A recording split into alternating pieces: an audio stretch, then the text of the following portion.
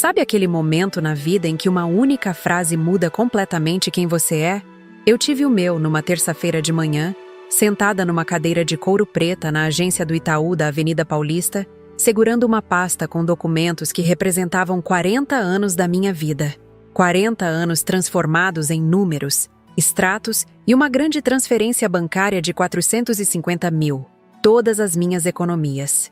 Me chamo Francisca Mendes, tenho 61 anos. E até aquele momento eu acreditava que ser mãe significava dar tudo pelos filhos. Literalmente tudo.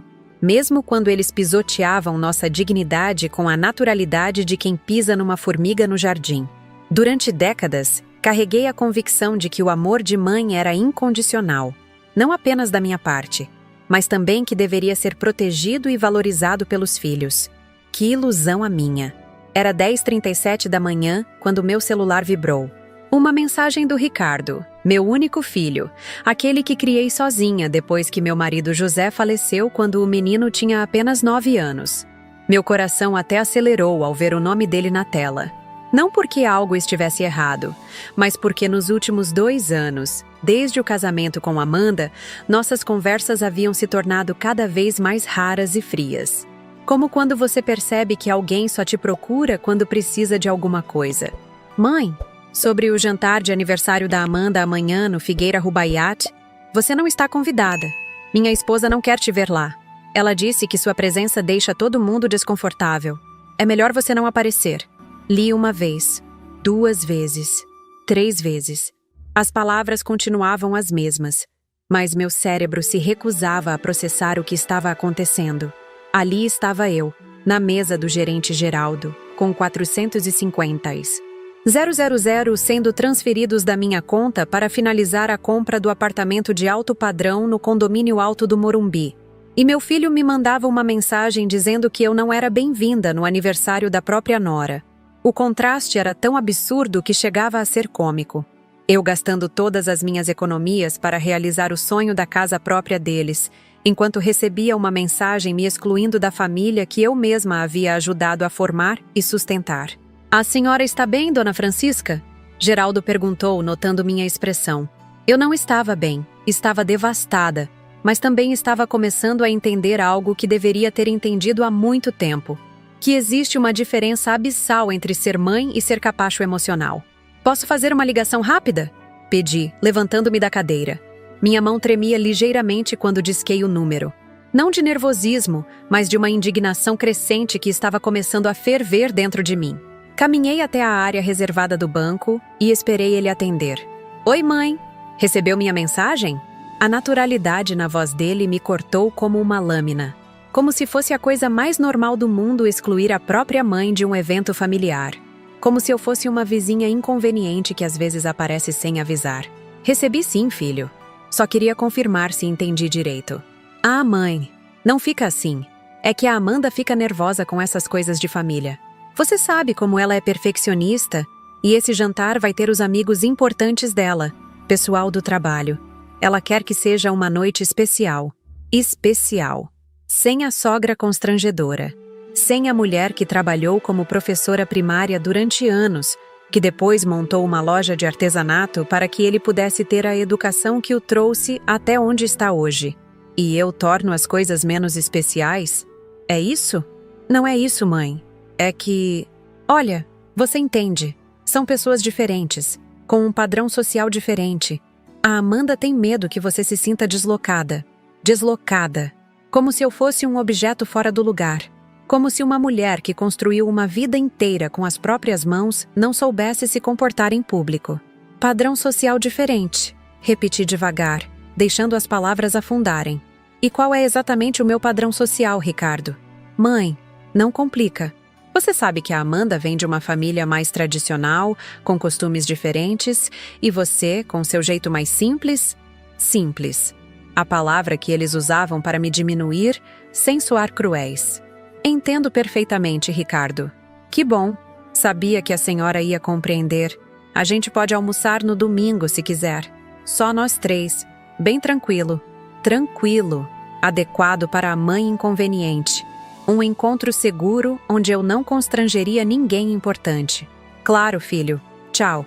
Desliguei e fiquei ali parada por alguns minutos, olhando o movimento do banco, as pessoas entrando e saindo, cuidando das suas vidas, dos seus sonhos, dos seus planos. E eu ali, prestes a entregar todo o fruto do meu trabalho para um filho que me tratava como um empecilho social. Mas naquele momento, algo fundamental mudou dentro de mim. Foi como se uma névoa que há anos obscurecia minha visão, de repente se dissipasse completamente. Eu estava sendo usada, financeiramente útil, mas socialmente descartável. Voltei para a mesa do gerente com uma clareza mental que não sentia há décadas. Mudei de ideia, disse simplesmente. Como assim, Dona Francisca? Quero cancelar esta transferência, toda ela. O homem me olhou como se eu tivesse enlouquecido. Talvez eu estivesse mesmo enlouquecendo, mas seria uma loucura libertadora. Mas, senhora, já está tudo encaminhado. A documentação pronta, a construtora esperando. São 450 mil reais. Cancele, por favor. Tem certeza? É uma quantia muito alta e pode haver multa por quebra de contrato. Tenho absoluta certeza. Posso perguntar o motivo da mudança? Olhei para ele e sorri pela primeira vez naquela manhã, porque acabei de descobrir que mereço mais respeito do que estou recebendo. Enquanto ele digitava no computador, minha mente voltou aos últimos 30 anos. Ricardo pequeno, sentado na mesa da cozinha do nosso apartamento na Liberdade, fazendo lição de casa enquanto eu corrigia provas dos meus alunos até altas horas. As madrugadas em claro preparando material didático e, mais tarde, produzindo artesanato para vender e conseguir pagar a faculdade particular dele. Os fins de semana que passei fazendo feira de artesanato em vez de descansar para que ele pudesse fazer o curso de inglês na Cultural. Lembrei de quantas vezes recusei convites de amigas para sair, quantos filmes no cinema deixei de assistir, quantas roupas novas não comprei para mim mesma. Tudo para que Ricardo tivesse o melhor, para que ele nunca sentisse falta de nada. Mãe, quando eu crescer, vou cuidar da senhora, ele me disse aos 10 anos, vendo-me exausta após um dia inteiro de aula seguido de uma noite de trabalho artesanal. Não precisa me cuidar, filho, só precisa me amar. Que ingênua eu fui. Acreditei que amor significava gratidão, respeito, inclusão. Descobri que para ele amor significava tolerância educada entre pagamentos de contas. Pronto, Dona Francisca. Transferência cancelada. O dinheiro permanece na sua conta. Obrigada, Geraldo. Saí do banco com uma sensação estranha. Não era alívio, não era tristeza. Era como se eu tivesse finalmente acordado de um sonho longo e confuso. Ou talvez de um pesadelo bem elaborado, onde eu era a protagonista inconsciente da minha própria exploração. No carro, sentei por alguns minutos apenas respirando. Olhei para o celular e digitei uma resposta para Ricardo. Tudo bem, filho? Divirtam-se no jantar. Simples assim. Sem drama, sem explicações, sem súplicas. Apenas a aceitação da realidade que ele havia me apresentado. Eu não era bem-vinda na vida dele, exceto quando minha carteira estava aberta. Dirigi para casa pensando em todos os sinais que escolhi ignorar nos últimos anos. As visitas cada vez mais raras, os convites para eventos importantes que nunca chegavam, as conversas onde eu me sentia uma intrusa na vida do meu próprio filho. Lembrei do Natal passado, quando cheguei na casa deles com uma ceia completa que havia preparado com carinho durante 2 dias. E Amanda me recebeu na porta dizendo: "Ai, Dona Francisca, que desnecessário. A gente já tinha encomendado tudo numa casa de festas. Agora vai sobrar comida." Sobrar comida. Como se meu amor tivesse data de validade e estivesse começando a azedar. Ou da vez que Ricardo me apresentou para um colega de trabalho como minha mãe que tem uma lojinha de artesanato. Não minha mãe, a empresária que tem o próprio negócio. Não minha mãe que me criou sozinha e pagou meus estudos com o trabalho dela. Apenas tem uma lojinha. Como se fosse algo de que se envergonhar. O pior era perceber que essa diminuição havia se tornado gradual, quase imperceptível, como uma erosão lenta que vai desgastando um rochedo até ele desabar. Primeiro foi o: "Mãe, melhor você não ir, pode não gostar." Depois: "Mãe, é um ambiente meio formal." Por último: "Mãe, sua presença deixa todo mundo desconfortável." Chegando em casa, sentei na varanda onde José costumava ler jornal nas manhãs de domingo. Se ele estivesse vivo, o que diria sobre tudo isso? Provavelmente me daria uma bronca por ter demorado tanto para reagir. Francisca, ele costumava me dizer, você tem um coração muito bom, mas cuidado para não deixar as pessoas abusarem disso. José sempre soube que minha maior fraqueza era achar que amor significava aceitar tudo, perdoar tudo, dar tudo. Ele tentou me ensinar que amor próprio também era importante, mas na época eu achava que isso era egoísmo. Hoje entendo que ele estava certo, que existe uma diferença fundamental entre ser generosa e ser otária. E eu havia cruzado essa linha há muito tempo. O telefone tocou por volta das 14 horas da tarde. Ricardo. Provavelmente a construtora já havia ligado para ele. Mãe, a construtora acabou de ligar. Disseram que a transferência foi cancelada. Deve ser algum erro do banco. Não foi erro, Ricardo. Silêncio. Um silêncio longo, carregado de incompreensão. Como assim não foi erro? Cancelei a transferência. Cancelou? Por quê? Porque mudei de ideia. Mãe, isso não faz sentido. A gente já acertou tudo. A casa, os móveis, os planos. A Amanda já até escolheu as cortinas. Seus planos, Ricardo, não meus. Mas a senhora prometeu ajudar. E ajudei. Durante 30 anos. Agora estou cansada. Cansada de quê? De ser tratada como um problema a ser resolvido em vez de uma mãe a ser respeitada. O silêncio do outro lado da linha me disse que ele havia entendido perfeitamente a conexão entre a mensagem da manhã e minha decisão.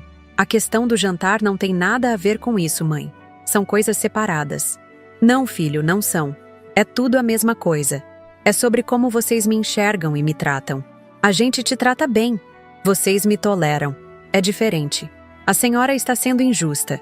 Injusta é receber uma mensagem me excluindo da família no mesmo dia em que estou gastando minhas economias de uma vida inteira para comprar o apartamento de vocês. Uma coisa não tem nada a ver com a outra. Tem tudo a ver, filho. Tem a ver com respeito, com gratidão, com reconhecimento. O que eu não sabia naquele momento era que o cancelamento daquela transferência seria apenas o começo de uma história muito mais complexa. Uma história de traição, descobertas chocantes e, eventualmente, uma vingança que nem eu mesma imaginava ser capaz de arquitetar.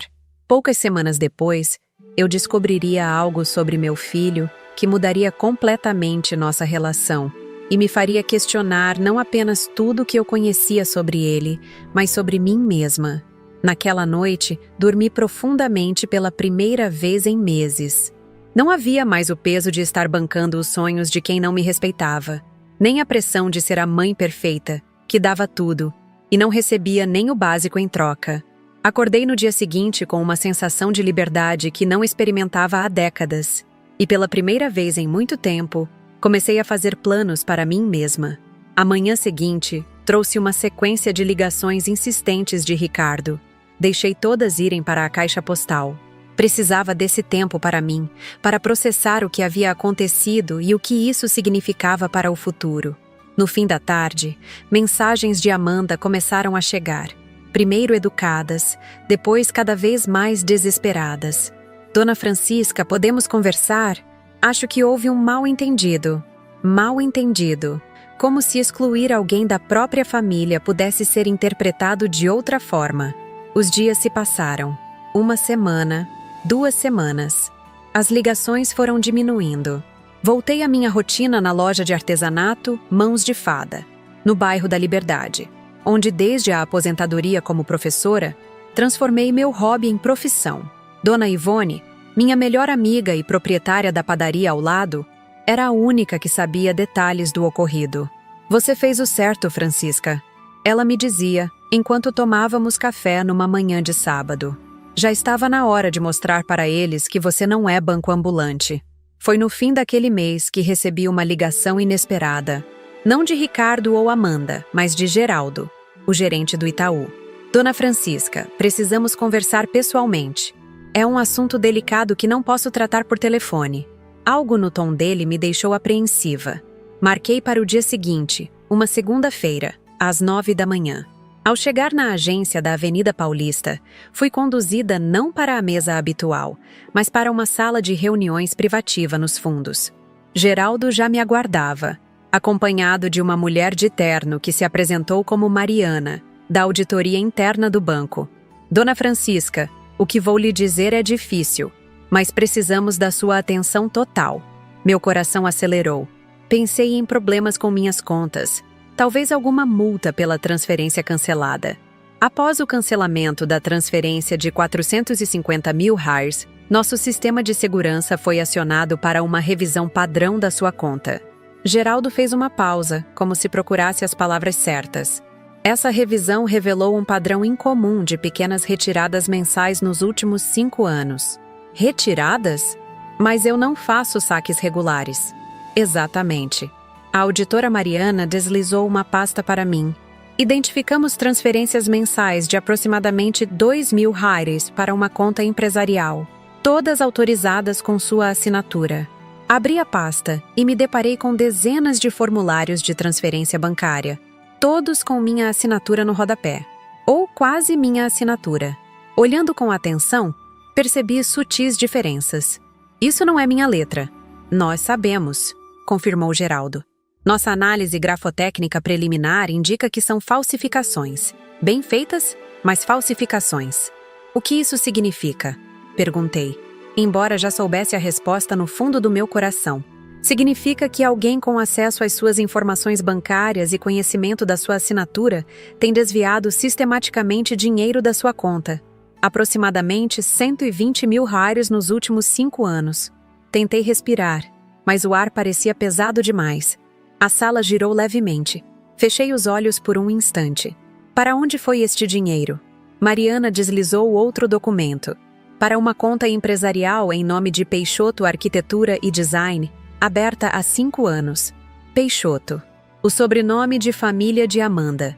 A empresa que ela sempre dizia estar começando do zero, com muito esforço. Seu filho tem procuração para movimentar suas contas, Dona Francisca? Não oficialmente, mas ele me acompanhava frequentemente ao banco. Conhece meus dados, já me ajudou com documentação. Entendo. Geraldo e Mariana trocaram olhares. Dona Francisca, por lei, somos obrigados a reportar casos de fraude financeira às autoridades competentes.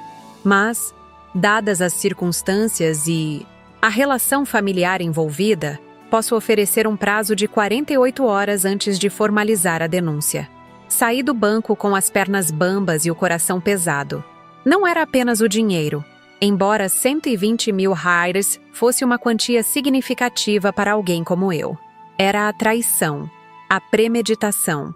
Durante 5 anos, meu próprio filho havia meticulosamente falsificado minha assinatura, mês após mês, desviando dinheiro para a empresa da esposa, enquanto sorria para mim nos almoços de domingo. Dirigi até o Parque Ibirapuera sem realmente pensar para onde estava indo. Precisava de ar, de espaço para processar o que acabara de descobrir. Sentei-me num banco de frente para o lago e deixei as lágrimas virem. Não eram lágrimas de tristeza, percebi. Eram de raiva. Uma raiva profunda, primitiva, que eu nunca havia sentido antes. Meu telefone tocou. Era a Dona Ivone. Francisca, onde você está? Passei na loja e a Solange disse que você não apareceu hoje. Solange era minha jovem assistente na loja de artesanato. Nem me lembrava que deveria estar trabalhando. Ivone, você pode me encontrar no Ibirapuera? Perto do lago. Preciso de você. Menos de 1 hora depois, Ivone estava sentada ao meu lado, ouvindo atentamente enquanto eu revelava a extensão da traição de Ricardo. Quando terminei, ela segurou minhas mãos. E o que você vai fazer agora? Uma boa pergunta. O que eu faria? A resposta óbvia seria denunciar, deixar que a justiça seguisse seu curso. Mas algo dentro de mim sabia que isso não seria suficiente. Ricardo provavelmente enfrentaria alguma pena branda, pagaria uma multa, talvez prestasse serviços comunitários. Amanda alegaria não saber da origem do dinheiro. E eu? Eu seria a mãe que denunciou o próprio filho, objeto de pena e fofocas. Acho que vou dar uma lição neles, respondi, surpreendendo a mim mesma com a firmeza na minha voz. Que tipo de lição? Ainda não sei exatamente, mas será inesquecível. Nos dias que se seguiram, uma calma estranha tomou conta de mim. Liguei para Geraldo e pedi mais uma semana antes de qualquer formalização da denúncia. Vou resolver isso da minha maneira, expliquei. Ele hesitou, mas concordou. Durante essa semana, pesquisei meticulosamente. Descobri tudo sobre a empresa de Amanda: clientes, projetos, finanças. Visitei o escritório deles discretamente, situado num pequeno sobrado em Pinheiros. Observei suas rotinas. Procurei saber sobre suas dívidas, seus compromissos, seus sonhos. Conhecimento é poder. E eu estava acumulando o máximo possível. Foi no quarto dia que conheci Dr. Luciano Barros. Ele entrou na minha loja procurando um presente para a secretária que estava se aposentando. Algo que represente dedicação e carinho, ele explicou, examinando os itens nas prateleiras. Enquanto o ajudava a escolher, descobri que ele era advogado, especializado em direito empresarial e criminal. Uma coincidência providencial. Após selecionar um arranjo de flores secas artesanais, ele me entregou seu cartão. Se algum dia precisar de assistência legal, ficarei feliz em ajudar. Seu trabalho é excelente, Dona Francisca. Guardei o cartão no bolso. Aquela noite, enquanto elaborava meu plano, percebi que precisaria de orientação legal para garantir que minha lição não se voltasse contra mim. Liguei para Dr. Luciano no dia seguinte e marquei uma consulta. O que você está considerando não é exatamente convencional, ele comentou depois que expliquei minha situação e minhas intenções. Mas também não é ilegal se executado corretamente. Vamos garantir que você esteja protegida. Com sua ajuda, elaborei 3 documentos críticos: uma confissão detalhada do desvio de dinheiro, um termo de ciência e cumplicidade e um contrato de transferência da empresa, Peixoto Arquitetura e Design, para meu nome. Tudo legalmente impecável, embora moralmente questionável na forma como seria obtido. O passo seguinte foi o convite. Liguei para Ricardo numa noite de quinta-feira, depois de 2 semanas de silêncio. Filho? Sou eu. Mãe? A surpresa em sua voz era evidente. Está tudo bem? Fiquei preocupado. Você sumiu. E estou bem. Só precisava de um tempo para pensar. Sobre tudo. Entendo. Ele soava cauteloso, como quem pisa em terreno minado. Estive refletindo sobre nossa situação, o apartamento, tudo. Acho que reagi exageradamente. Gostaria de conversar pessoalmente com você e Amanda. Quem sabe recomeçar? O alívio em sua voz era quase palpável. Claro, mãe. Quando você quiser. Podemos ir até sua casa, ou você pode vir aqui. Na verdade, pensei em nos encontrarmos num lugar neutro. Que tal um jantar? No Figueira Rubaiyat, talvez? Sei que é o restaurante favorito da Amanda. Houve uma pausa. Ele provavelmente captou a ironia da sugestão. O mesmo restaurante do qual fui excluída. Mas a perspectiva de recuperar o financiamento para o apartamento aparentemente superou qualquer constrangimento. Seria perfeito, mãe. Amanda vai adorar. Ótimo. Sábado às 20 horas, eu faço a reserva. Combinado. E mãe, obrigado por reconsiderar. Desliguei sentindo uma mistura de tristeza e determinação. Meu filho, meu único filho, seria exposto como o traidor que era. Mas não havia volta. Algumas traições são profundas demais para serem apenas perdoadas. Nos 2 dias seguintes, finalizei cada detalhe do plano. Reservei uma mesa discreta no Figueira Rubaiyat, organizei os documentos com o Dr. Luciano, ensaiei mentalmente cada palavra que diria. Pedi à dona Ivone que ficasse de sobreaviso, caso eu precisasse de apoio emocional depois. Quando o sábado chegou, vesti-me com cuidado especial. Não com roupas caras ou ostentativas, mas com peças que me faziam sentir forte. Um vestido azul marinho de corte reto, brincos de prata que José havia me dado no nosso último aniversário de casamento, um batom vermelho discreto. Não era apenas uma questão de aparência, era uma armadura. Cheguei ao restaurante 20 minutos antes do combinado. Queria estar completamente composta quando eles chegassem. O maître me conduziu à mesa reservada, num canto discreto com vista para os jardins. Às 20 horas em ponto, vi Ricardo e Amanda entrando no restaurante. Ele sempre fora pontual, um hábito que eu havia incutido nele desde pequeno. Observei-os enquanto eram conduzidos até minha mesa. Ricardo parecia tenso, mas esperançoso. Amanda exibia um sorriso ensaiado, daqueles que não chegam aos olhos. Estava deslumbrante num vestido preto justo, joias discretas, mas evidentemente caras. Joias que agora eu sabia, provavelmente foram compradas com meu dinheiro. Mãe! Ricardo me abraçou calorosamente. Que bom te ver. Dona Francisca. Amanda estendeu a mão para um cumprimento formal. Está linda esta noite. Obrigada, querida. Vocês também estão ótimos. Sentamos. Um garçom veio anotar nosso pedido de bebidas. Pedi um vinho tinto, algo que raramente fazia. Precisaria de coragem líquida para o que estava por vir. A conversa inicial foi tensa, preenchida com amenidades sobre o clima, o restaurante, pequenas novidades do dia a dia. Deliberadamente, evitei mencionar o apartamento ou dinheiro. Deixei que a ansiedade deles crescesse naturalmente. Foi após o prato principal, quando o garçom se afastou, que Ricardo finalmente abordou o assunto.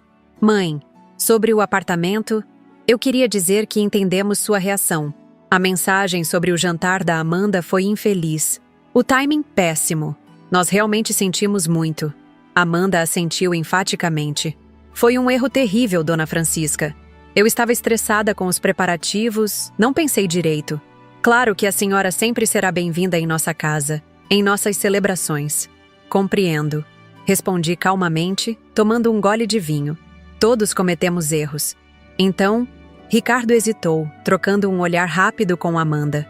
Sobre o financiamento do apartamento, ainda seria possível? A construtora concordou em retomar as negociações, mesmo depois da quebra de contrato. Teria uma pequena multa, mas, na verdade, interrompi suavemente. Estive pensando muito sobre isso. E cheguei à conclusão de que sim, quero ajudar vocês com o apartamento. Os rostos deles se iluminaram simultaneamente. O alívio era quase tangível. Mãe, isso é maravilhoso! Não sabe o quanto significa para nós? Significa muito para mim também. Respondi com um sorriso sereno. Afinal, família é família, não é mesmo? Abri minha bolsa e retirei uma pasta preta. Inclusive, trouxe alguns documentos, para formalizarmos tudo adequadamente desta vez. Documentos? Ricardo pareceu confuso. Não precisamos ir ao banco? Estes são preliminares, para garantir que estamos todos na mesma página antes de envolver bancos ou construtoras. Apenas um acordo entre nós. Deslizei 3 documentos pela mesa. São bem simples. Basicamente, estabelecem os termos da minha contribuição e as responsabilidades de vocês. Dr. Luciano, meu advogado, ajudou a redigi-los. Advogado? Amanda franziu o senho. Não sabia que a senhora tinha um advogado. Há muitas coisas que vocês não sabem sobre mim. Respondi com um sorriso enigmático. Por favor, leiam com atenção e assinem. Depois disso, podemos marcar a transferência para segunda-feira mesmo. Ricardo pegou as folhas ansiosamente, passando os olhos rapidamente pelo texto. Típico dele. Sempre apressado quando o dinheiro estava envolvido. Amanda, mais cautelosa, tentou ler com mais atenção, mas percebi que ela também estava mais interessada no resultado final do que nos detalhes. Parece tudo em ordem, Ricardo comentou, já pegando a caneta que eu oferecia. Tem certeza que leu tudo? Perguntei inocentemente. Há algumas cláusulas específicas sobre condições de uso e consequências em caso de quebra de acordo. Claro, mãe. Confio em você. Uma frase que, naquele momento, causou uma dor aguda em meu peito.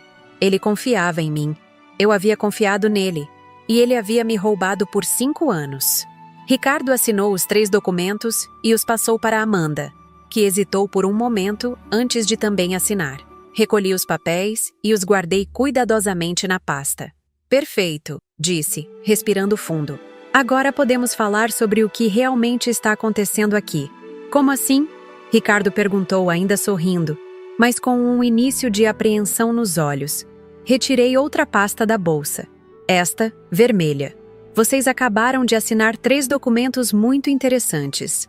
Expliquei calmamente. O primeiro é uma confissão detalhada, Ricardo, de como você sistematicamente falsificou minha assinatura durante 5 anos, para desviar aproximadamente 120 mil hires da minha conta para a empresa de Amanda. O sorriso dele congelou. O rosto de Amanda empalideceu. O segundo documento, Amanda, é uma declaração sua reconhecendo ciência e cumplicidade nesse desvio, concordando que os fundos foram utilizados para estabelecer e manter a Peixoto Arquitetura e Design. Do que você está falando? Amanda sussurrou, sua voz trêmula. E o terceiro? Continuei, ignorando sua pergunta. É um contrato transferindo integralmente a propriedade da empresa para meu nome, com efeito imediato. Abri a pasta vermelha e espalhei sobre a mesa dezenas de cópias de formulários de transferência bancária, todos com minha assinatura falsificada, extratos detalhando os desvios mensais e um relatório preliminar de análise grafotécnica. Não estamos celebrando minha submissão, mas sim minha libertação, disse enquanto observava o horror crescer nos rostos deles. O Banco Itaú descobriu as fraudes após o cancelamento da transferência do apartamento. Uma auditoria de rotina revelou tudo. Ricardo balbuciou algo ininteligível. Amanda começou a chorar silenciosamente. Mãe, isso é algum tipo de piada doentia? Tão doentia quanto roubar da própria mãe durante 5 anos, filho? Tão doentia quanto excluir do jantar de aniversário a pessoa cujo dinheiro financiou sua vida inteira? Eu posso explicar. Ele começou. Não há explicação para a traição, interrompi. Apenas consequências. Tomei o último gole do meu vinho e coloquei a taça delicadamente sobre a mesa. Vocês têm 2 opções agora.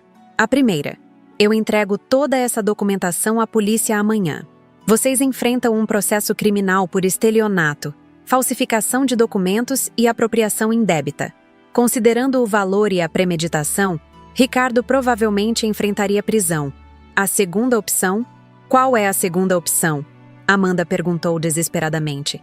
Vocês cumprem exatamente o que acabaram de assinar. Ricardo renuncia a qualquer herança futura. Devolve integralmente os 120. 000 desviados. Muda-se para outra cidade e corta todo o contato comigo. Você, Amanda, transfere imediatamente a empresa de arquitetura para meu nome, sem contestações, sem atrasos, sem truques. O silêncio que seguiu foi ensurdecedor. Ricardo parecia ter envelhecido 10 anos nos últimos minutos. Amanda alternava entre soluços e olhares de puro ódio. É sua decisão, concluí, levantando-me e colocando algumas notas sobre a mesa para cobrir minha parte da conta. Vocês têm 24 horas para me comunicar o que escolheram. Depois disso, os documentos vão direto para a delegacia. Mãe, a voz de Ricardo era apenas um sussurro. Como você pôde fazer isso? Olhei para ele. Realmente olhei, talvez pela primeira vez em anos. Não mais através das lentes do amor maternal incondicional, mas como ele verdadeiramente era. Um homem que havia escolhido trair a própria mãe por dinheiro e status. Não, Ricardo. A pergunta é, como você pôde? Eu te dei tudo. Meu tempo, meu amor, meu dinheiro. E você me roubou. Saí do restaurante com passos firmes, sem olhar para trás. Lá fora, a noite de São Paulo estava surpreendentemente clara. Respirei fundo o ar da cidade que sempre foi meu lar. Pela primeira vez em décadas, senti que estava completamente no controle da minha vida. O plano estava em movimento, e agora só me restava esperar que eles fizessem a escolha mais sensata. O que eu não sabia, então, era que isso seria apenas o começo da minha transformação. Que a verdadeira vingança não seria apenas expor a traição deles, mas reinventar a mim mesma, de formas que nenhum de nós poderia imaginar. A resposta chegou na manhã seguinte, antes mesmo do café. O celular vibrou sobre a mesa de cabeceira quando o relógio ainda marcava 6h12. Uma mensagem de Ricardo. Aceitamos seus termos. Por favor, não nos denuncie. Simples assim.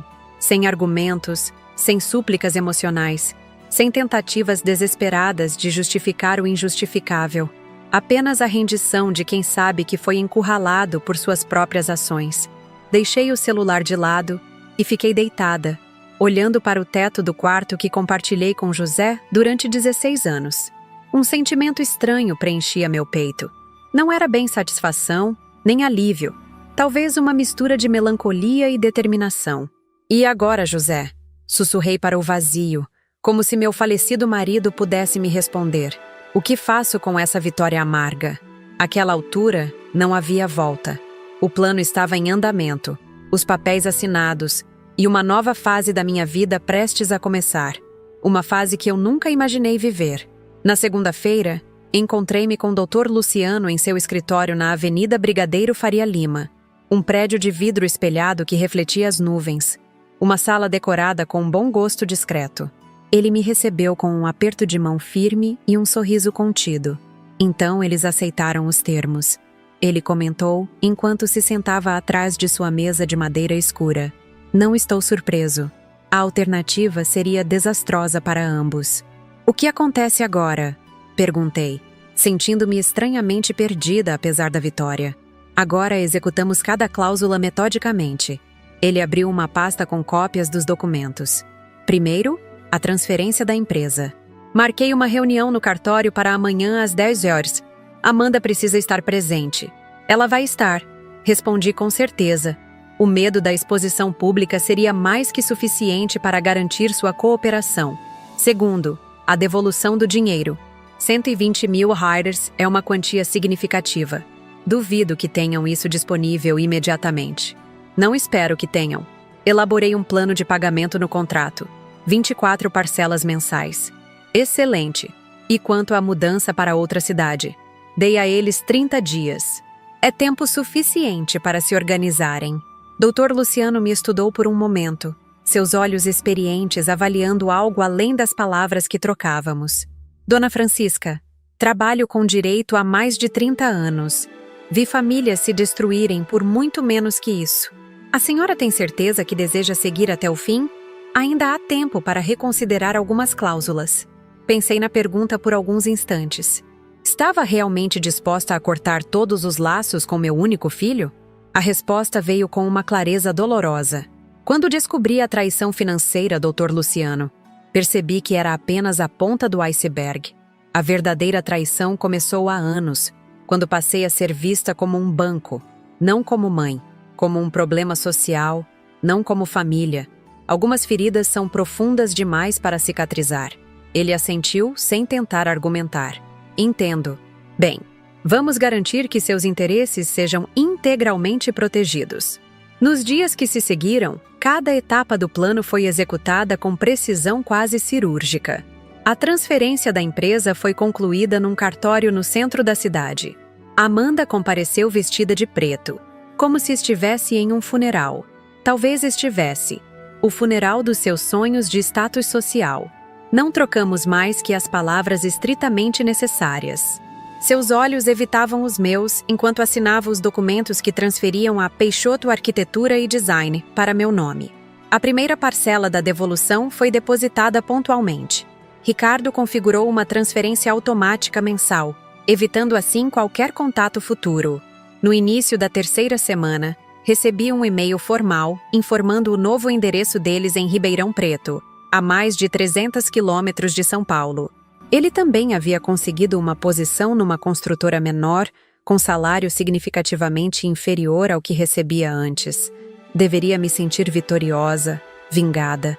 Mas a sensação que predominava era um vazio peculiar, como se eu tivesse ganhado uma batalha importante, mas ainda estivesse no meio de uma guerra maior. Uma guerra contra décadas de condicionamento para priorizar os outros em detrimento de mim mesma. Foi Dona Ivone quem me sacudiu desse estado contemplativo numa tarde de sexta-feira, enquanto fechávamos nossas lojas lado a lado. E agora, Francisca? Vai ficar olhando para o horizonte pelo resto da vida? Ou vai fazer alguma coisa com essa empresa que caiu no seu colo? Olhei para ela, surpresa com a franqueza da pergunta. Fazer o quê? Não entendo nada de arquitetura ou design de interiores. E daí? Entende de negócios. Construiu sua loja do zero, não foi? Além disso, agora tem dinheiro para contratar quem entende. Para quê? Para continuar o negócio que foi construído roubando de mim? Ivone revirou os olhos com aquela impaciência característica de quem nos conhece bem demais para aceitar nossas desculpas. Não, sua boba. Para transformá-lo em algo completamente diferente. Algo seu. Aquela conversa plantou uma semente que começou a germinar nos dias seguintes. Comecei a pensar na Peixoto Arquitetura e Design, não como um símbolo da traição, mas como uma tela em branco, uma oportunidade inesperada. Na manhã seguinte, visitei o escritório da empresa pela primeira vez como proprietária. Era um sobrado pequeno, mas bem localizado em Pinheiros, reformado com bom gosto. A secretária, uma jovem chamada Renata, me recebeu com evidente desconforto. Claramente, ela sabia da mudança de propriedade, mas não dos detalhes sórdidos por trás dela. Bom dia, dona Francisca. A Amanda deixou todos os arquivos organizados como solicitado. Obrigada, Renata. Você trabalha aqui há quanto tempo? Quase 3 anos. E gosta do que faz? Ela hesitou. Sim, gosto do ambiente, dos projetos, mas confesso que estou insegura com a mudança. Compreensível. Olhei ao redor para as paredes decoradas com projetos elegantes de interiores sofisticados. Diga-me, Renata, quais são os clientes principais da empresa? Principalmente residências de alto padrão, cobertura nos jardins, casas no Morumbi, apartamentos em Pinheiros. A Amanda tem uma clientela fiel entre famílias tradicionais de São Paulo. E projetos sociais? Trabalhos para a comunidade? Renata pareceu confusa. Projetos sociais? Não, nunca fizemos nada nessa linha. Entendo. E quantos funcionários temos além de você? 2 arquitetos juniores que trabalham como freelancers. Eles não vêm todos os dias. Passei a manhã inteira examinando a carteira de clientes, os projetos em andamento, as finanças da empresa. O negócio era menor do que eu imaginava, mas lucrativo e com potencial de crescimento. A estética dos projetos era impecável, embora previsível. O tipo de elegância padronizada que agrada quem tem dinheiro, mas não necessariamente originalidade. Durante o almoço, caminhei pelo bairro, observando as pessoas, as construções, sentindo o pulso da cidade. Parei diante de uma comunidade próxima, onde barracos de madeira se equilibravam precariamente na encosta. O contraste com os projetos luxuosos que havia acabado de examinar era gritante. Foi ali, olhando aquela desigualdade tão tipicamente brasileira, que a ideia começou a tomar forma. E se eu transformasse a empresa em algo completamente diferente? Algo que mantivesse os clientes lucrativos, mas que também direcionasse parte dos recursos e talentos para quem realmente precisava de soluções habitacionais e design funcional? Voltei ao escritório com uma energia renovada e chamei Renata para uma conversa franca. Vou ser direta com você. Estou planejando uma reestruturação completa da empresa. Novos objetivos, nova abordagem, possivelmente até mesmo um novo nome. Vou manter os projetos em andamento, mas a direção futura será muito diferente. Diferente como? Ela perguntou, visivelmente apreensiva.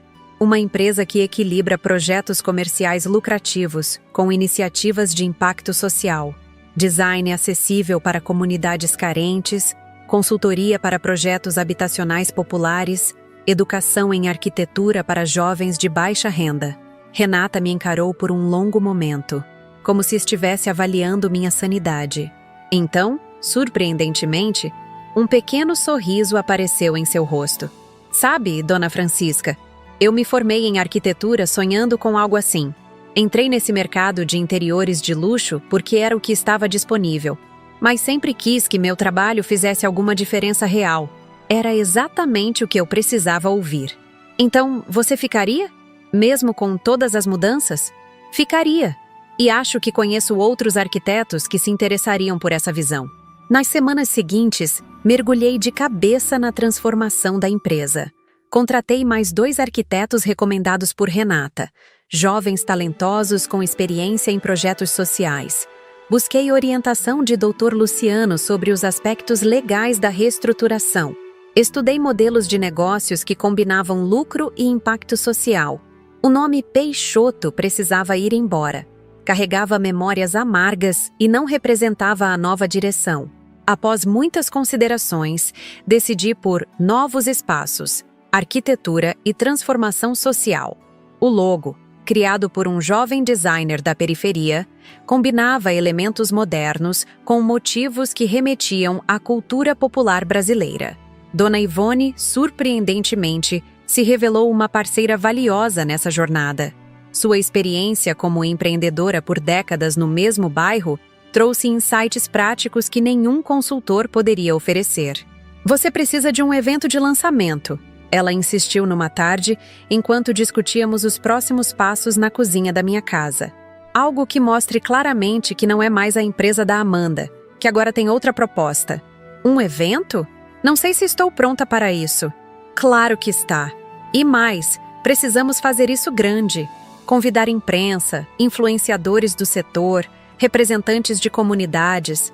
Mostrar que você não está brincando. A ideia me assustava. Mas Ivone tinha razão. A transformação precisava ser pública, visível, inegável. Não apenas por estratégia de negócios, mas também como um marco na minha própria jornada de renascimento. Definimos a data para dali a 1 mês. Tempo suficiente para preparar tudo, mas não tanto que eu perdesse o impulso ou coragem. O evento seria na própria sede da empresa, completamente renovada para refletir a nova identidade. Foi durante os preparativos para esse lançamento que tive uma ideia que alguns chamariam de cruel, mas que para mim representava o fechamento perfeito de um ciclo. Enviei convites formais para Ricardo e Amanda em seu novo endereço em Ribeirão Preto. Você tem certeza disso? Dr. Luciano perguntou quando mencionei o plano. Parece desnecessariamente provocativo. Não é provocação, expliquei. É demonstração. Quero que vejam que algo bom pode nascer mesmo das piores traições. Que o dinheiro que eles desviaram de mim agora servirá a um propósito maior. Ele não parecia convencido, mas respeitou minha decisão. A semana do evento foi frenética. A reforma da sede ficou pronta no último minuto. O buffet, fornecido por um projeto social que capacitava jovens da periferia em gastronomia, precisou de várias reuniões para acertar o cardápio. A lista de convidados cresceu além do esperado. Parecia que muita gente estava curiosa sobre essa misteriosa senhora de 61 anos que subitamente surgia no cenário arquitetônico paulistano com uma proposta inovadora. Uma emissora local se interessou pela história e solicitou uma entrevista ao vivo durante o evento. Aceitei, embora a perspectiva de falar em frente às câmeras me deixasse com as mãos suando. Você vai se sair bem, Ivone me garantiu. Só fale com o coração. Na manhã do grande dia, acordei antes do sol nascer. Fiquei sentada na varanda, observando São Paulo despertar lentamente, refletindo sobre a jornada extraordinária dos últimos meses. De professora aposentada que aceitava migalhas de atenção do filho à empresária prestes a lançar um negócio com propósito social. De vítima a protagonista. Vesti-me com cuidado. Não para impressionar, mas para me sentir segura. Um terno azul petróleo que havia comprado especialmente para a ocasião, brincos de prata discretos, maquiagem leve. Quando me olhei no espelho, vi uma mulher que mal reconhecia, não pela aparência, mas pela energia que emanava. Uma mistura de força e serenidade que nunca havia sentido antes. O evento estava marcado para as 19 horas. Cheguei 3 horas antes para supervisionar os últimos preparativos. A sede estava irreconhecível. As paredes brancas agora exibiam cores vibrantes, obras de artistas comunitários e painéis explicativos sobre os projetos sociais que já estávamos desenvolvendo. Um espaço foi dedicado a uma exposição de maquetes criadas por jovens de uma escola pública durante uma oficina ministrada por nossos arquitetos. Convidados começaram a chegar pontualmente. Representantes de ONGs, jornalistas, arquitetos conhecidos, curiosos do setor. Renata e os novos arquitetos circulavam explicando a visão da empresa, distribuindo cartões, construindo pontes. Às 19h45, enquanto conversava com uma representante da Secretaria de Habitação, vi Ricardo e Amanda entrando discretamente. Eles pareciam deslocados, tensos, olhando ao redor como se estivessem entrando em território inimigo. Nossos olhares se cruzaram por um instante. Não fiz nenhum movimento em sua direção, apenas um leve aceno de reconhecimento. Às 20 horas, a repórter da TV local me chamou para a entrevista ao vivo. Posicionamo-nos estrategicamente em frente ao grande painel com o novo logo da empresa. As luzes se acenderam, a câmera apontou em minha direção e a jovem repórter sorriu. Estamos aqui com Francisca Mendes, fundadora da Novos Espaços, uma empresa de arquitetura com uma proposta diferente no mercado paulistano.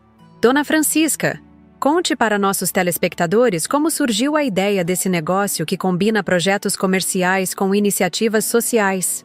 Respirei fundo e olhei diretamente para a câmera. sabendo que aquele momento seria visto não apenas pelos telespectadores, mas por Ricardo e Amanda, presentes no evento. A ideia nasceu de uma transformação pessoal profunda. Aos 61 anos, aprendi que nunca é tarde para recomeçar e que às vezes as piores traições podem nos levar aos melhores recomeços. De soslaio, vi Ricardo empalidecer. A repórter, intrigada pela menção à traição, seguiu por esse caminho. Traições? Pode explicar melhor? Digamos que adquiri esta empresa em circunstâncias inesperadas. E decidi que, em vez de perpetuar um modelo focado apenas em lucro e status, transformaria-a em algo que realmente fizesse diferença na vida das pessoas. Acho que expliquei nossa visão de democratizar o design e a arquitetura, de criar espaços dignos para populações vulneráveis, enquanto mantínhamos a excelência em projetos comerciais. Falei sobre o primeiro projeto já em andamento, a revitalização de uma creche comunitária na periferia.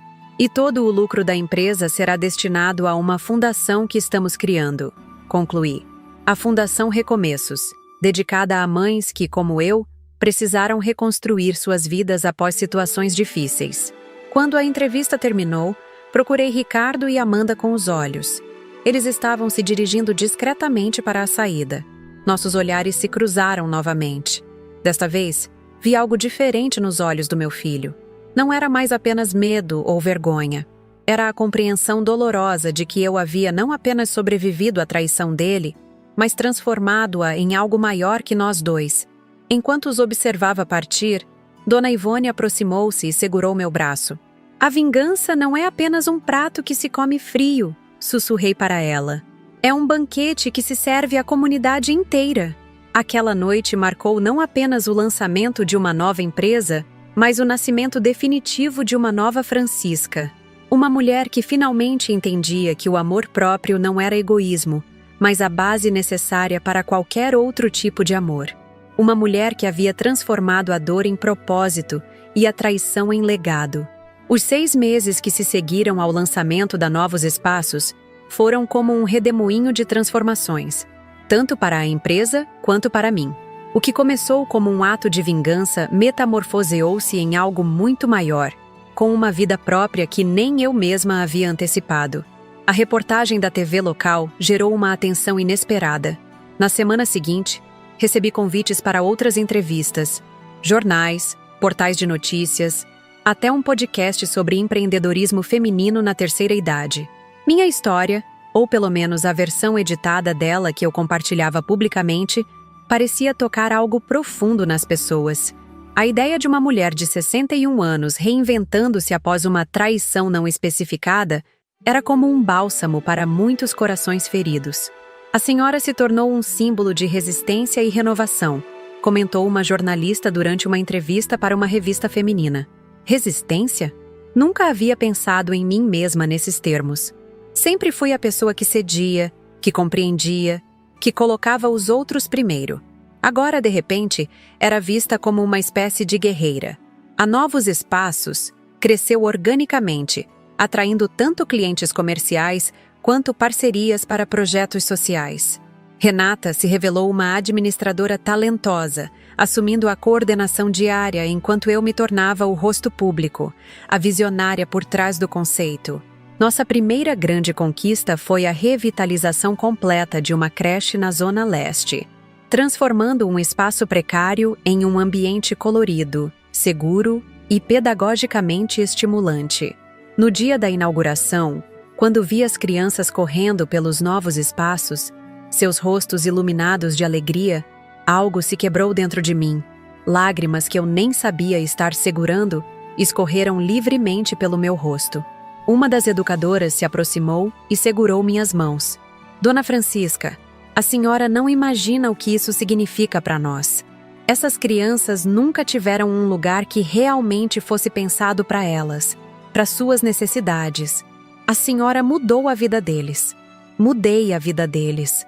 Com dinheiro que originalmente seria usado para financiar o apartamento de luxo de Ricardo e Amanda, com uma empresa nascida da traição do meu próprio filho.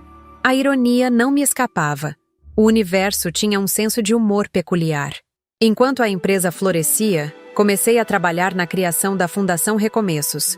Dr. Luciano, que a essa altura já havia se tornado um amigo próximo além de meu advogado, ajudou-me a navegar pelo complicado processo burocrático.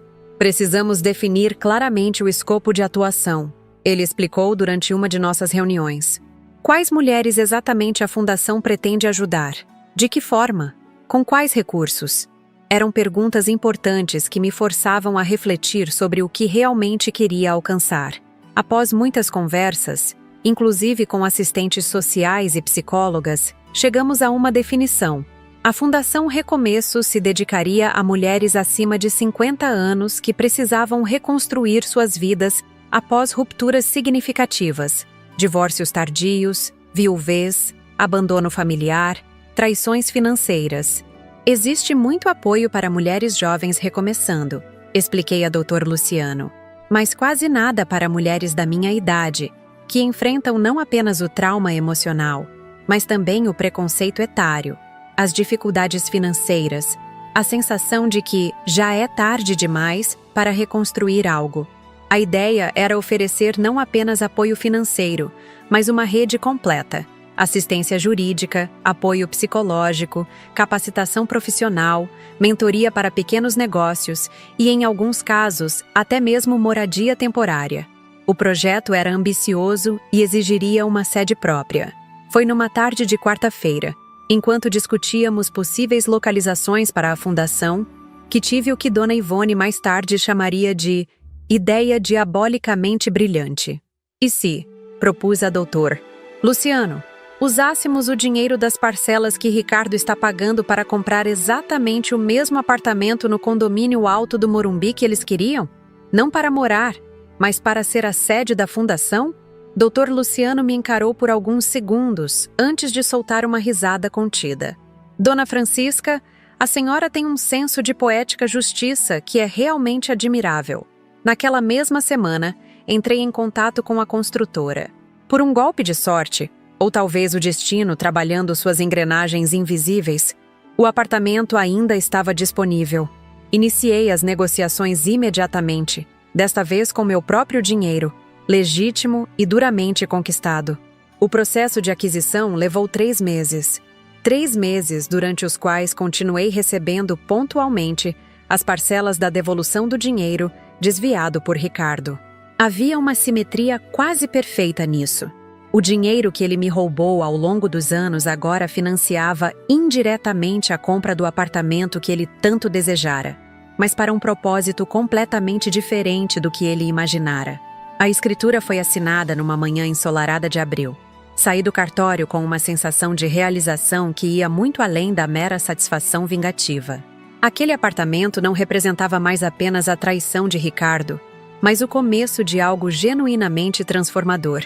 Caminhei pelo Parque Ibirapuera depois, refletindo sobre como a vida pode nos surpreender com seus desvios imprevisíveis. A reforma do apartamento para transformá-lo na sede da Fundação Recomeços se tornou o projeto principal da Novos Espaços. Nossa equipe, agora expandida para incluir 5 arquitetos e 2 designers de interiores, mergulhou na tarefa com entusiasmo. Queríamos criar um espaço que combinasse acolhimento com empoderamento, que fosse ao mesmo tempo confortável e inspirador. Nada de ambientes que pareçam institucionais ou assistencialistas, instruí a equipe. Estas mulheres não estão buscando caridade, mas sim apoio para reconstruir sua dignidade e autonomia. Optamos por um design que mesclava elementos contemporâneos com toques de aconchego doméstico. Criamos espaços multiuso que poderiam facilmente se adaptar a diferentes atividades, desde consultorias individuais até workshops em grupo. Um amplo terraço foi transformado em um jardim terapêutico, onde as mulheres poderiam cultivar plantas e, simbolicamente, observar o crescimento de algo novo. Durante os 3 meses de reforma, entrevistei pessoalmente cada profissional que trabalharia na fundação: psicólogas, assistentes sociais, advogadas, consultoras financeiras. Buscava não apenas competência técnica, mas sensibilidade e empatia genuínas. Montamos uma equipe majoritariamente feminina, muitas delas com histórias pessoais de recomeços. Por que a senhora decidiu criar isso? Perguntou-me Heloísa, uma psicóloga de 58 anos que havia reconstruído sua vida após um divórcio traumático durante sua entrevista. Qual foi seu recomeço? Hesitei por um momento, considerando quanto da minha história pessoal deveria compartilhar. Descobri que meu único filho, a quem dediquei minha vida inteira, estava me roubando sistematicamente. No mesmo dia em que ia transferir todas as minhas economias para comprar um apartamento para ele. Heloísa não demonstrou choque ou pena, apenas compreensão. E como a senhora transformou essa dor em algo tão positivo, escolhendo não ser apenas uma vítima da história, decidindo que seria eu quem escreveria o final. Ela sorriu. É exatamente isso que precisamos ensinar às mulheres que vierem até nós. A inauguração da Fundação Recomeços foi marcada para uma data simbólica, exatamente 1 ano após aquela terça-feira fatídica em que recebi a mensagem de Ricardo me excluindo do jantar de aniversário de Amanda. 1 ano completo de transformação pessoal e coletiva. Planejamos um evento significativo, com a presença de autoridades municipais, representantes de organizações femininas e, é claro, a imprensa. A visibilidade era importante não apenas para a fundação, mas para a causa em si. Queríamos que mulheres em todo o Brasil soubessem que nunca era tarde para recomeçar. Nas vésperas da inauguração, recebi uma ligação inesperada. Um número desconhecido de Ribeirão Preto. Atendi com certa apreensão. Mãe? A voz de Ricardo soava diferente. Mais grave, mais cansada. Sou eu. Meu coração acelerou. Não havíamos conversado diretamente desde aquela noite no restaurante, quase 1 ano atrás. Olá, Ricardo! Eu vi numa reportagem sobre a inauguração da sua fundação, no antigo apartamento que a gente ia comprar. Sim, é amanhã. Houve um longo silêncio. Esperei, sem facilitar o diálogo. Eu queria pedir permissão para ir, para ver o que você construiu. A pergunta me pegou completamente desprevenida. De todas as coisas que imaginei que Ricardo poderia me dizer um dia, essa nunca havia passado pela minha mente. Por quê? Porque preciso ver com meus próprios olhos. Preciso entender como você transformou nossa tragédia em algo tão maior que nós dois. Pensei por alguns instantes. Não havia planejado incluir Ricardo nesse momento tão importante da minha nova vida, mas talvez houvesse um significado mais profundo em permitir que ele testemunhasse o resultado da sua própria traição. Você pode vir, respondi finalmente, mas como convidado comum, sem qualquer reconhecimento especial e sem Amanda. Ela não está mais comigo, ele disse simplesmente. Nos separamos há 4 meses. Ela disse que não suportava viver com alguém que havia perdido tudo, status, dinheiro, até a própria mãe. Uma parte de mim sentiu uma pontada de satisfação. Amanda havia mostrado sua verdadeira natureza, exatamente como eu sempre suspeitara. Mas outra parte, a mãe que nunca deixaria completamente de ser, sentiu um vago pesar pela dor do filho. Sinto ouvir isso, respondi, sem saber se era realmente sincera. Não sinta. Você estava certa sobre ela. Sobre muitas coisas. O dia da inauguração amanheceu radioso, como se São Paulo quisesse celebrar conosco. A sede da Fundação Recomeços estava impecável, cada detalhe cuidadosamente pensado para transmitir a mensagem central do projeto: dignidade, renovação, esperança. Cheguei cedo, querendo alguns momentos de solidão antes da agitação. Caminhei lentamente por cada ambiente, relembrando a jornada que me trouxera até ali. As paredes que antes simbolizariam o status e exclusividade de Ricardo e Amanda, agora abrigariam mulheres em busca de apoio e reconstrução. Havia uma beleza quase transcendental nessa transformação. O evento começou pontualmente às 10 horas. O amplo living do apartamento, agora convertido em espaço multiuso, estava lotado. Reconheci muitos rostos, pessoas que haviam se tornado parte da minha nova vida ao longo daquele ano extraordinário. Dona Ivone, é claro, ocupava um lugar de honra na primeira fila, elegante como nunca em um conjunto azul turquesa. Dr. Luciano estava discretamente posicionado ao fundo, observando tudo com aquele seu olhar analítico. Renata e a equipe da Novos Espaços formavam um grupo coeso próximo ao jardim. Escaneei a multidão, procurando inconscientemente por Ricardo. Encontrei-o encostado numa parede lateral, vestindo uma camisa simples e calça jeans, tão diferente do executivo sempre impecavelmente trajado que havia sido. Nossos olhares se cruzaram brevemente. Ele fez um leve aceno com a cabeça, que retribuí da mesma forma contida. O discurso de abertura coube a mim. Subi ao pequeno palco improvisado, sentindo uma estranha calma. Olhei para as faces atentas à minha frente e comecei a falar, não de um papel preparado, mas do coração. Cada uma de nós carrega cicatrizes invisíveis, marcas de momentos em que a vida nos traiu, em que pessoas que amávamos nos decepcionaram, em que sonhos foram despedaçados. A pergunta não é se seremos feridas, isso é inevitável, mas o que escolhemos fazer com nossas feridas. Falei sobre recomeços, sobre como nunca é tarde demais para reinventar-se, sobre como as piores traições podem, paradoxalmente, abrir portas para novos caminhos que jamais teríamos explorado de outra forma. A Fundação Recomeços nasce de uma ferida pessoal profunda que escolhi transformar em cura coletiva. Este espaço que hoje inauguramos não é apenas um conjunto de paredes e mobiliário.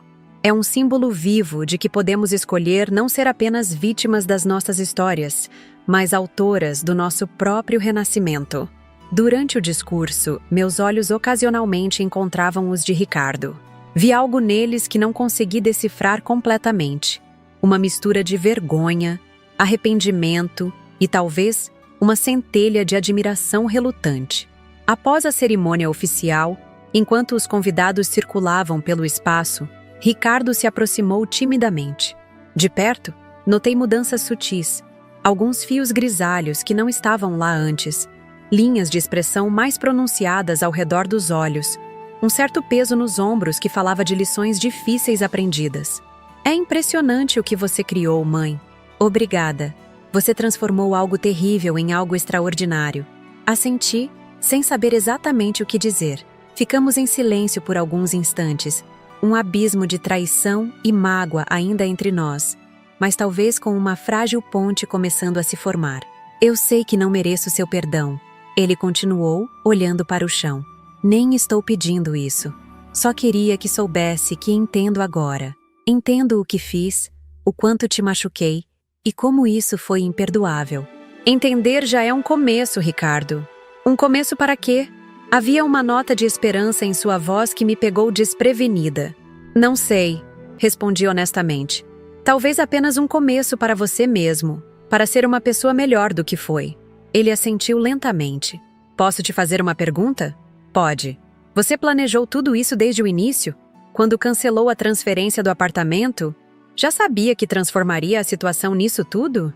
Ele gesticulou ao redor, indicando a fundação, os convidados, a nova realidade que eu havia criado. Sorri levemente. Não, quando cancelei aquela transferência, só sabia que não permitiria mais ser usada e desrespeitada. O resto aconteceu um passo de cada vez, uma escolha de cada vez. Naquele momento, uma repórter se aproximou, pedindo alguns minutos para uma entrevista. Olhei para Ricardo, que entendeu a deixa para se afastar. Talvez possamos conversar em outra ocasião, ele sugeriu, já se virando para sair. Talvez. Respondi sem prometer nada. Enquanto concedia a entrevista, observei de soslaio Ricardo deixando discretamente o apartamento. Não sabia se nossos caminhos voltariam a se cruzar significativamente. Não sabia se algum dia conseguiria perdoá-lo completamente. Mas naquele momento, percebi que a vingança não era mais o que me movia. Havia encontrado algo muito maior, muito mais poderoso, um propósito. Ao final daquele dia histórico, quando todos os convidados já haviam partido e apenas a equipe permanecia para os últimos ajustes, caminhei até o terraço jardim. O sol se punha sobre São Paulo, pintando o céu com tons de laranja e rosa.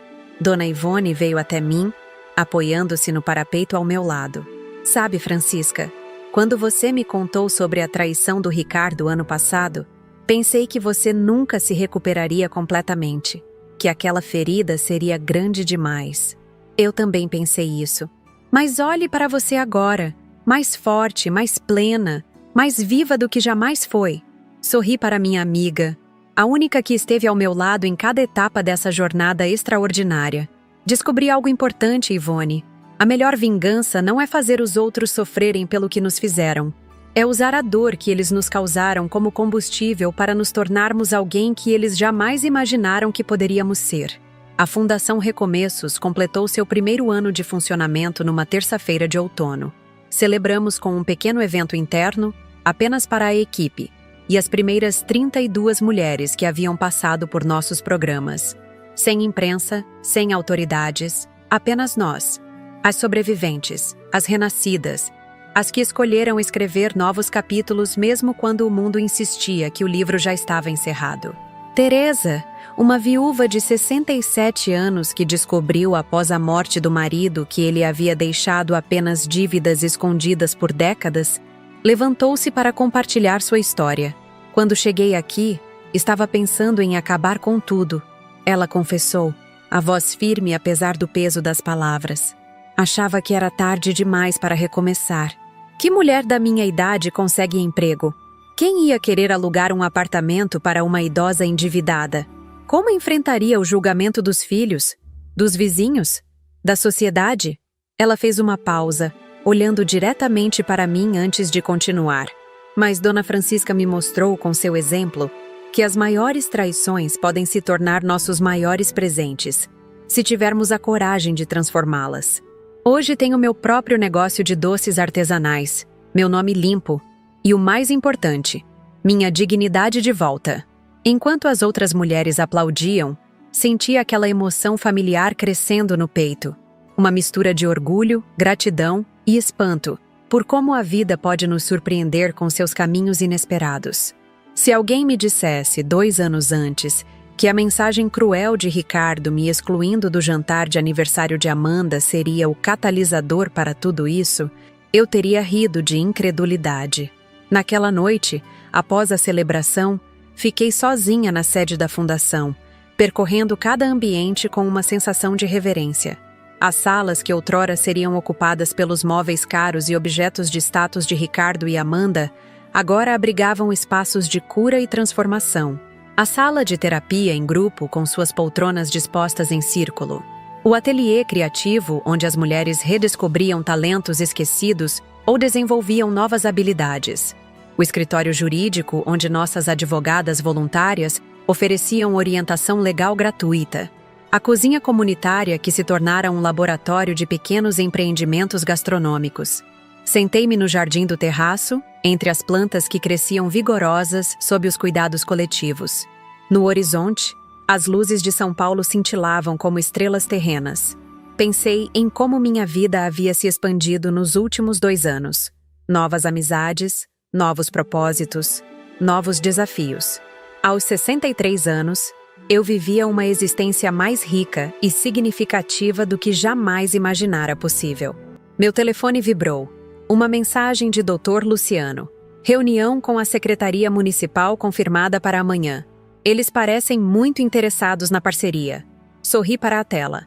A parceria com a Prefeitura para expandir o modelo da Fundação Recomeços para outros bairros era um projeto que vínhamos desenvolvendo há meses. Se desse certo, poderíamos multiplicar nosso impacto exponencialmente.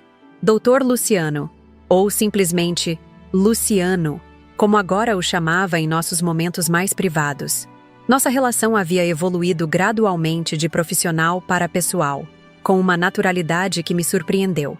Começou com cafés após reuniões de trabalho, conversas que se estendiam muito além das questões legais da fundação. Depois, vieram almoços de fim de semana, um concerto no Teatro Municipal, uma exposição no MASP. Não era romance no sentido convencional. Ambos carregávamos histórias demais, cicatrizes demais para isso. Era uma parceria entre 2 adultos que haviam aprendido, através de caminhos diferentes, a valorizar a autenticidade acima de tudo. Uma amizade que ocasionalmente transbordava para algo mais íntimo, sem pressões ou expectativas.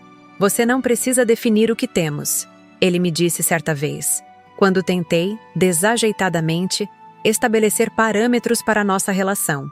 Podemos simplesmente permitir que seja o que for, dia após dia. Era um conceito libertador para alguém que viveu a vida inteira dentro de papéis rigidamente definidos. Filha, esposa, mãe, viúva. Apenas ser, sem precisar nomear ou justificar. O telefone vibrou novamente. Desta vez, surpreendentemente, era Ricardo. Nossas comunicações desde a inauguração da fundação haviam sido esparsas, e principalmente por mensagens. Breves, educadas, cautelosas. Ele havia voltado para São Paulo 6 meses após nossa conversa na inauguração, aceitando um cargo muito mais modesto em uma construtora de médio porte. Ocasionalmente perguntava como eu estava, mandava uma mensagem no meu aniversário, compartilhava alguma notícia sobre a fundação que via na mídia. Mãe, vi que amanhã é a reunião com a Secretaria Municipal. Queria desejar boa sorte. Sei o quanto esse projeto de expansão significa para você. Fiquei surpresa que ele soubesse da reunião. Não era informação pública. Talvez Luciano tivesse mencionado, já que ocasionalmente se encontravam em contextos profissionais. Hesitei antes de responder. Embora a mágoa não fosse mais uma ferida aberta, havia se transformado numa cicatriz sensível. Ainda não sabia exatamente como lidar com essa versão de Ricardo. Mais humilde, aparentemente arrependida, tentando reconstruir algum tipo de relação. Obrigada. Significa muito mesmo.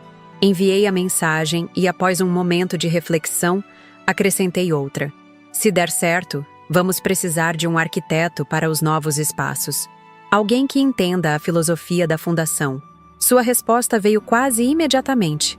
Seria uma honra poder contribuir de alguma forma. Fiquei olhando para a tela. Sentimentos contraditórios guerreando dentro de mim. Parte de mim ainda desconfiava de suas intenções. Outra parte, aquela que, apesar de tudo, ainda era mãe, queria acreditar na possibilidade de redenção. Guardei o telefone sem responder. Algumas decisões precisam de tempo e distância para serem tomadas com sabedoria. A reunião na Secretaria Municipal no dia seguinte excedeu todas as expectativas.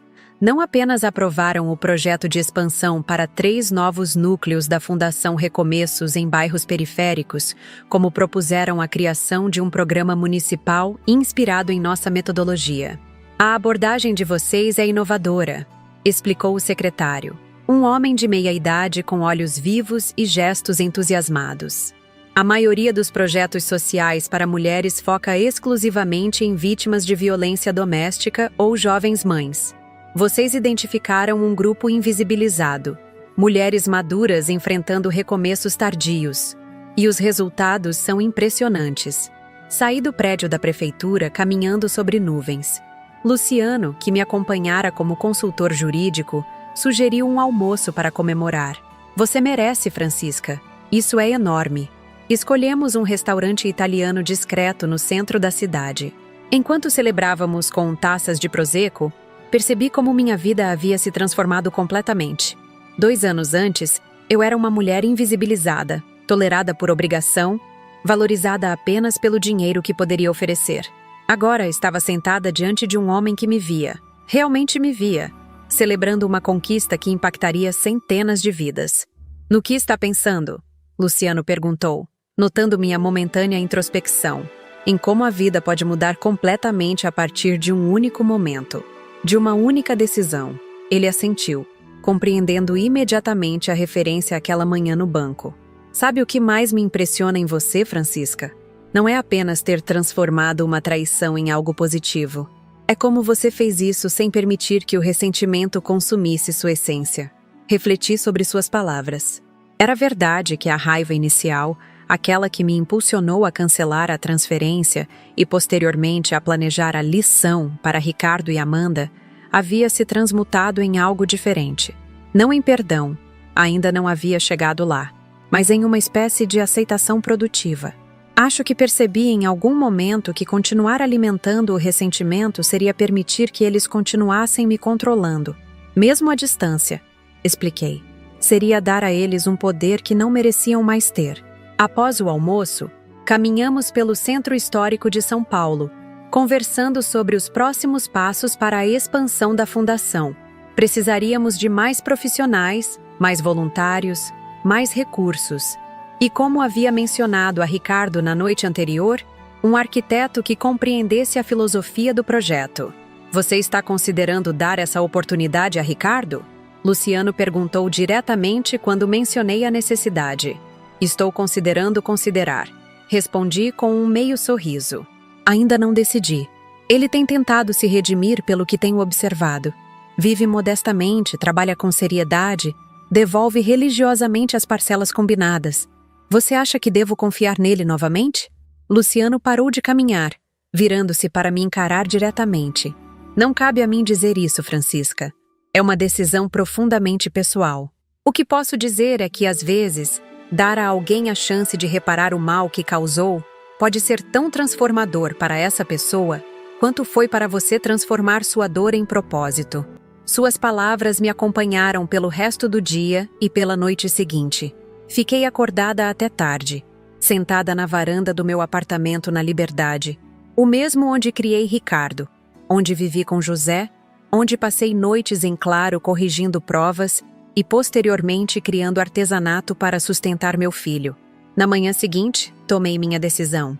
Liguei para Ricardo. Preciso que você venha à fundação hoje à tarde. Quero conversar sobre uma possibilidade profissional. Estarei lá. Ele respondeu sem fazer perguntas. Às 3 da tarde em ponto, a pontualidade sempre foi um traço que compartilhávamos. Ricardo chegou à sede da Fundação Recomeços. Recebi-o na sala de reuniões, um espaço luminoso com vista para o jardim do terraço. Ele parecia nervoso, segurando uma pasta de documentos como um escudo. Obrigado por me receber, mãe. Sente-se, por favor. Aceita um café? Aceito, obrigado. Servi 2 xícaras do café que havia preparado pouco antes, dando-me um momento para organizar meus pensamentos. Como você já deve saber, a fundação está expandindo. Vamos abrir 3 novos núcleos em bairros periféricos, em parceria com a prefeitura. É um projeto incrível, ele comentou, genuinamente admirado. Li a matéria no jornal desta manhã. Precisamos de um arquiteto que compreenda profundamente a filosofia da fundação. Alguém que possa transformar espaços comuns em ambientes de acolhimento e transformação, que possa fazer muito com recursos limitados. Ricardo assentiu, seus olhos revelando um vislumbre de esperança. Tenho pensado muito, continuei, sobre como esses espaços precisam incorporar não apenas funcionalidade, mas também simbolismo. Devem representar visualmente a jornada dessas mulheres, da ruptura à reconstrução. É um desafio fascinante, ele comentou. Arquitetura como narrativa de transformação. Exatamente. Fiz uma pausa tomando um gole de café. Considerando tudo isso, gostaria de propor que você lidere o projeto arquitetônico da expansão.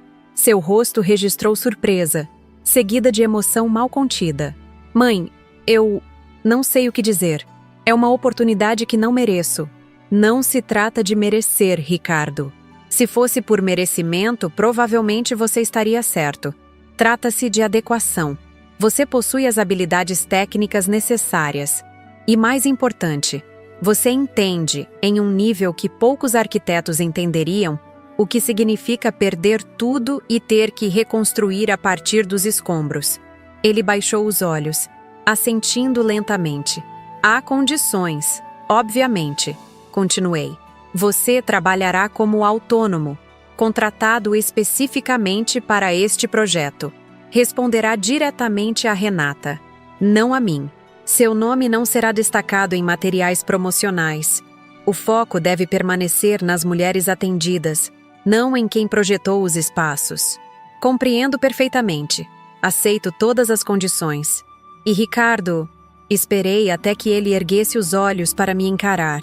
Isto não é um perdão. É uma oportunidade profissional baseada em suas habilidades e na experiência única que você possui agora. Nossa relação pessoal é um assunto separado, que ainda estamos navegando. Entendo, ele respondeu com uma seriedade que me surpreendeu. E agradeço a honestidade. Não estou buscando um atalho para o perdão, mãe. Sei que algumas pontes, uma vez queimadas, precisam ser reconstruídas tijolo por tijolo, se é que podem ser reconstruídas. Pela primeira vez em muito tempo, vi no homem à minha frente vestígios do menino que criei. Não na fragilidade ou dependência, mas na autenticidade. Talvez fosse possível, afinal, que ambos emergíssemos dessa experiência como versões melhores de nós mesmos. Passamos a hora seguinte discutindo aspectos práticos do projeto. Ricardo havia feito uma pesquisa preliminar impressionante sobre arquitetura terapêutica e espaços de acolhimento. Apresentou ideias inovadoras para otimizar recursos sem comprometer qualidade ou impacto emocional dos ambientes. Ao final da reunião, quando ele já estava se preparando para sair, perguntou: "Posso fazer uma pergunta pessoal?" "Pode tentar", respondi, cautelosa. "Você se arrepende? De ter cancelado aquela transferência, digo. De ter escolhido este caminho em vez de simplesmente me dar o dinheiro para o apartamento e manter as aparências de uma família normal?" A pergunta me pegou desprevenida. Nunca havia formulado a questão exatamente nesses termos para mim mesma. Refleti por alguns instantes antes de responder. "Não, Ricardo. Não me arrependo. Lamento profundamente que nossa relação tenha chegado ao ponto de ruptura. Lamento que você tenha escolhido me trair daquela forma. Lamento a dor que ambos sentimos no processo. Mas não me arrependo da decisão que tomei naquela manhã no banco. Foi o primeiro ato verdadeiro de amor próprio da minha vida adulta." Ele assentiu, absorvendo minhas palavras. "Obrigado pela honestidade e pela oportunidade." Após sua saída, fiquei contemplando nossa conversa. Havia um longo caminho pela frente, tanto para a Fundação Recomeços, quanto para qualquer possibilidade de reconstrução da minha relação com Ricardo. Mas pela primeira vez, vislumbrei a possibilidade de que ambos os projetos pudessem avançar simultaneamente, tijolo por tijolo, como ele havia dito. Naquela noite, durante o jantar com Luciano em meu apartamento, compartilhei a decisão que havia tomado. "Acho que você fez a escolha certa", ele comentou, servindo-nos mais vinho. "Para a fundação, e talvez para vocês dois também." "Talvez", concordei. "O tempo dirá." "Sabe o que mais admiro em você, Francisca?" Seus olhos brilhavam com uma mistura de carinho e respeito. Sua capacidade de transformar fins em começos. Sorri com suas palavras, pensando em como minha vida havia se desdobrado nos últimos 2 anos. Da dor ao propósito, da traição à transformação, do fim de uma versão da minha história ao início de outra, muito mais rica e autêntica. Aquela mensagem de Ricardo, excluindo-me do jantar de aniversário de Amanda enquanto eu estava prestes a transferir minhas economias para ele, poderia ter sido apenas mais um capítulo na longa narrativa de exploração e desrespeito que eu havia normalizado. Em vez disso, tornou-se o catalisador para uma revolução pessoal que impactou não apenas minha vida, mas a de dezenas de outras mulheres. A verdadeira vingança, descobri, não estava em fazer Ricardo e Amanda sofrerem. Embora, confesso, houve momentos de satisfação ao vê-los enfrentar as consequências de suas escolhas. A verdadeira vingança estava em me tornar alguém que eles jamais imaginaram que eu poderia ser. Em transformar o apartamento que seria símbolo do seu status em um espaço de empoderamento coletivo. Em usar o dinheiro que ele me roubou para financiar recomeços de outras mulheres. A vingança mais doce de todas? Descobrir que, aos 63 anos, minha história estava longe de terminar. Na verdade, os capítulos mais significativos estavam apenas começando a ser escritos. Hoje, quando olho para trás e revejo toda essa jornada, percebo como uma única decisão pode mudar completamente o rumo de nossas vidas. Tenho 64 anos agora, e posso dizer com absoluta certeza que os últimos 3 anos foram os mais transformadores da minha existência. Tudo começou com aquela mensagem cruel do meu filho Ricardo, me excluindo do jantar de aniversário da esposa, enquanto eu estava prestes a transferir todas as minhas economias para comprar um apartamento para eles. "Mãe, você não está convidada. Minha esposa não te quer lá." Palavras que rasgaram meu coração, mas que, paradoxalmente, abriram meus olhos para uma realidade que eu me recusava a enxergar. Eu havia me tornado um banco ambulante, útil apenas quando minha carteira estava aberta. Naquele momento no Itaú, sentada diante do gerente Geraldo, tomei a decisão que mudaria tudo. Cancelei a transferência. Foi meu primeiro ato genuíno de amor próprio, depois de décadas priorizando os outros. Não imaginava que aquela escolha levaria à descoberta da traição financeira de Ricardo, desviando sistematicamente dinheiro da minha conta durante anos. Não previa que me transformaria de vítima em protagonista da minha própria história. E certamente não sonhava que daquelas cinzas nasceria algo tão grandioso como a Fundação Recomeços. A vida tem um senso de humor peculiar, não é mesmo? O dinheiro que seria usado para financiar o apartamento de luxo deles agora transformou-se em uma rede de apoio para mulheres maduras, reconstruindo suas vidas. O apartamento que simbolizaria seu status social tornou-se a sede de uma organização que já impactou centenas de vidas. A empresa que Amanda construiu parcialmente com dinheiro desviado de mim agora promove projetos sociais que democratizam a arquitetura de qualidade. Aprendi que a verdadeira vingança não está em causar dor a quem nos feriu, mas em nos transformarmos em alguém que eles jamais imaginaram que poderíamos ser. Cada tijolo da Fundação Recomeços, cada sorriso das mulheres que passam por nossos programas, cada novo núcleo que inauguramos em bairros periféricos, tudo isso é parte de uma resposta muito mais poderosa do que qualquer revide direto poderia ser. A relação com Ricardo continua sendo um trabalho em progresso. Não houve reconciliação mágica, nem perdão instantâneo. Há feridas que precisam de tempo para cicatrizar completamente, se é que algum dia cicatrizarão. Mas há também espaço para reconstrução, tijolo por tijolo, como ele mesmo disse. Sua contribuição nos projetos arquitetônicos da Fundação tem sido valiosa, e vejo nele sinais genuínos de transformação. Amanda saiu de cena quando percebeu que não haveria mais dinheiro ou status para sustentar o relacionamento, exatamente como eu sempre suspeitei que aconteceria. Quanto a mim, descobri facetas da minha personalidade que nem sabia que existiam. A Francisca empresária, a Francisca visionária, a Francisca que fala em público com confiança e inspira outras mulheres. A Francisca que, aos 64 anos, vive um relacionamento maduro e respeitoso com Luciano, sem rótulos ou expectativas limitantes. A Francisca que finalmente compreendeu que amor próprio não é egoísmo, mas a base necessária para qualquer outro tipo de amor.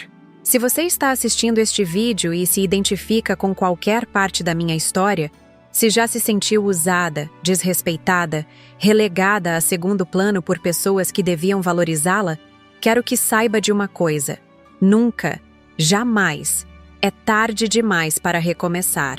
Nunca é tarde demais para dizer não ao desrespeito. Nunca é tarde demais para reescrever sua história em seus próprios termos. Talvez você não funde uma organização como eu fiz. Cada jornada é única. Mas garanto que, no momento em que você decidir colocar sua dignidade em primeiro lugar, algo mágico começa a acontecer. Portas que você nem sabia que existiam começam a se abrir. Pessoas que realmente te valorizam começam a aparecer. E você descobre, muitas vezes atônita, que seus melhores capítulos podem estar à sua frente, não atrás. Foi difícil compartilhar esta história com vocês. Expor feridas tão íntimas. Reviver traições tão dolorosas. Mas faço isso porque sei que há muitas Franciscas por aí. Mulheres que normalizam o desrespeito, que confundem sacrifício com amor, que acreditam que sua data de validade já passou. Para vocês, especialmente, digo, sua história não acabou. O ponto final ainda está longe. E o que parece ser o fim de um capítulo pode ser apenas o prólogo de algo muito mais significativo. Agora, gostaria muito que você compartilhasse sua experiência nos comentários abaixo. Já passou por algo semelhante? Como lidou com isso? O que você faria no meu lugar? Cada comentário é uma mão estendida para alguém que pode estar enfrentando situações parecidas neste exato momento. Se esta história tocou seu coração, peço também que se inscreva no canal Vovó Lembrou. Temos muitas outras histórias de superação, sabedoria e recomeços para compartilhar. Histórias reais de pessoas reais que, como eu, recusaram-se a ser apenas vítimas de suas circunstâncias. Clique no sininho também para ser notificado quando publicarmos novos vídeos. Lançamos conteúdo diariamente para inspirar sua jornada. Não se esqueça de deixar seu like. Isso ajuda nosso canal a alcançar mais pessoas que podem se beneficiar dessas histórias. E se você puder, considere contribuir com o Valeu Demais, nossa forma de doação que nos ajuda a cobrir os custos de produção destes vídeos. Cada contribuição, por menor que seja, nos permite continuar este trabalho de compartilhar histórias transformadoras que raramente ganham espaço na mídia convencional. Manter este canal funcionando diariamente exige recursos consideráveis: equipamentos, edição, pesquisa, deslocamentos para entrevistas. Sua contribuição no Valeu Demais é o que torna possível trazermos novos vídeos todos os dias, alcançando mais pessoas que, como você e eu, estão buscando inspiração para seus próprios recomeços. Lembre-se, sua história não é definida pelos capítulos dolorosos, mas por como você escolhe continuar escrevendo depois deles. Eu, Francisca Mendes, aos 64 anos, estou apenas começando a escrever os melhores capítulos da minha vida. E você? Em que página está? Conte-me nos comentários. Até o próximo vídeo, aqui no canal Vovó Lembrou, onde nossas histórias de vida se transformam em lições de sabedoria. Obrigada por assistir até aqui, por me ouvir, por fazer parte desta comunidade de pessoas que acreditam no poder transformador das nossas escolhas diárias. A decisão que tomei naquela manhã no banco, de não transferir o dinheiro para meu filho, parecia simplesmente o cancelamento de uma transação financeira. Acabou sendo o início de uma revolução pessoal que impactou centenas de vidas. Nunca subestime o poder de dizer não ao desrespeito e sim a si mesma. É assim que revoluções começam, com uma única decisão corajosa.